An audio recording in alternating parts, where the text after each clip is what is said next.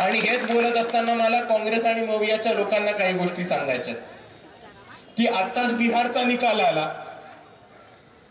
बिहारमध्ये भाजप निवडणूक आयोग ईव्हीएम यांचा एक महागठबंधन होतं. त्या महागठबंधनाने विजय मिळवला.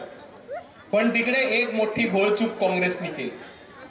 काँग्रेसची बिहारमध्ये ताकद नसताना, काँग्रेसची बिहारमध्ये कुठलेही लीडरशिप नसताना, काँग्रेसचे बिहार मध्ये मोठे चेहरे नसताना त्यांनी आरजेडीशी फुकटचा वाद घालून बऱ्याचशा सीटा मागून घेतल्या आणि त्या सीटांवरती आरजेडी पेक्षा काँग्रेसचा खूप वाईट परफॉर्मन्स झाल्यामुळे बिहारमध्ये आरजेडी आणि काँग्रेसला पराभवासमोर जायला लागले. ही सुद्धा वस्तुस्थिती आपण समजून घेतली पाहिजे.